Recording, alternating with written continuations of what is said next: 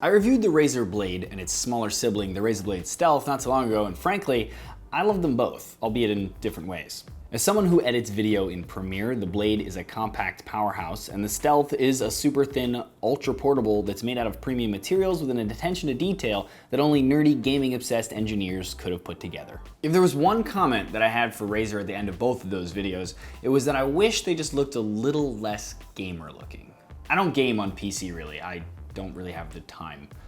But the same components that are used for that GPU intense games are the same that I need to render graphics and video. So the build quality, the price, the GPU are all what really drew me towards Razer in spite of the glowing green snake. Now though, the new Razer Stealth 2017 is here, and it seems that somebody at Razer was listening.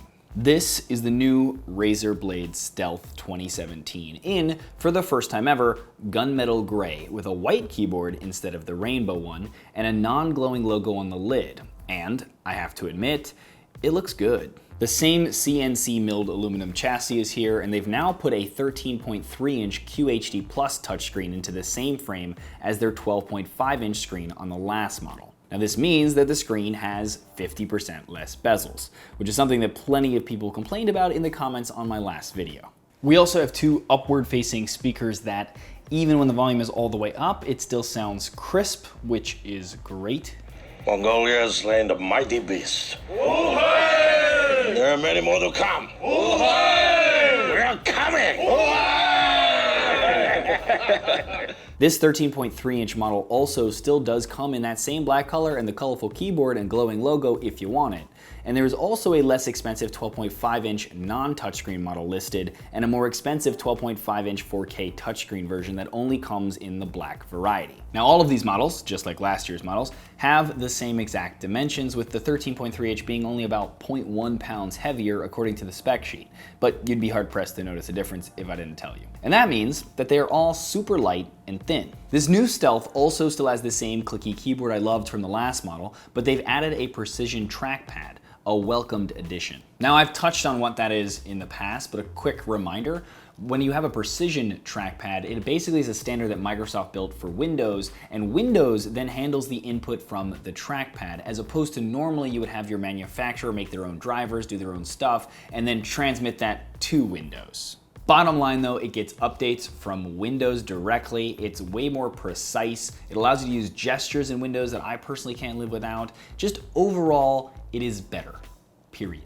In terms of what's inside the laptop, the 13.3-inch and the 12.5-inch 4K models get the same Intel i7 7500U dual-core Kaby Lake processor, 16 gigs of RAM. Razer actually said their users don't want a measly 8 gigs, and since the price didn't really go up because of this, I'm inclined to agree. Intel HD Graphics 620 GPU, 2 USB 3.0 ports, an HDMI 2.0 port, a 3.5mm headphone jack, and a Thunderbolt 3 USB Type-C port, which is also the charger, which we'll talk about more in a second. And for storage, you get a choice between a 128 gig, 512 gig, or a 1 terabyte SSD for the 13.3-inch, and 512 or 1 terabyte for the 4K 12.5-inch. The Razer Blade Stealth isn't really meant to be a serious gaming laptop.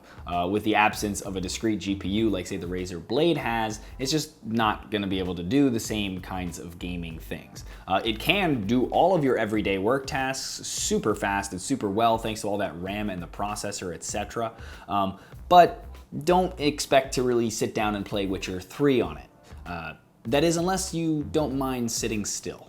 So Razer also sells their own slick external GPU housing called the Core. Now I personally have one as a docking station even for my Razer Blade in my office, but the Core is really meant for the Stealth. Using that aforementioned USB-C Thunderbolt 3 port, you can plug into the Core, put in a serious desktop GPU inside, and use it as if it was inside the laptop. All of a sudden, those gaming benchmarks change drastically. Crazy, right? As you can see from the CPU intensive portions of the test, the Stealth does fine without the Core, but then it gets cream when it needs a GPU and it just can't deliver. The Core, which I have an NVIDIA GTX 1080 Ti in, however, fixes that. You could also go, of course, with a lower GPU to get a better cost to score ratio than my 1080 Ti as well. The core itself costs $400, but doesn't include a GPU, so you'll have to spend another $200 to $700 depending on which one you want for that. Now, I personally have to edit stuff on the road and sometimes in other countries, and the core itself is not really portable. So the whole stealth core combo for me as a daily computer isn't really that practical. Also, when you think about it, if you add the cost of the core and a GPU that you're gonna need to put inside of it, then the Stealth's cost gets pretty close to the cost of the Razer Blade, which has a GTX 1060 built inside. And one of the big differences though is, well, the new Razer Blade Stealth compared to my Razer Blade and even the old Stealth has battery life forever. When I was in Berlin recently for IFA, I got to the point where I got confident enough to leave the charger at home in the morning and just take the laptop by itself. It would last from when I left the house to when I would get back without any issues. I could easily get 8 hours of using it for writing and research, mostly using Chrome, compared to the maybe 6.5 I got on the old Stealth and the 4.5 that I get with the Blade. Now, a lot of the performance over the Blade is due to the lack of that GPU that's built inside. But the increase over the older Stealth comes down to the newer processor and a slightly larger battery. So let's talk about pricing real quick. The non-touch 12.5-inch model is $899 in the one configuration on the site. The 13.3-inch model in either color is $1399 for the 256 gig option, and it and the 12.5-inch 4K version are both $1599 for the 512 gig and $2,000 for the 1 terabyte option. And of those options, I would either go for the 12.5-inch non-touchscreen for $899 if you're on a serious budget and you don't really need the power, and maybe also if you're gonna get the core, because then you can still kind of play games a little bit, etc. Otherwise, I would say probably the lower end 13.3-inch model in either of the colors, really. I like the gray, but if you want to do the black, totally understand that.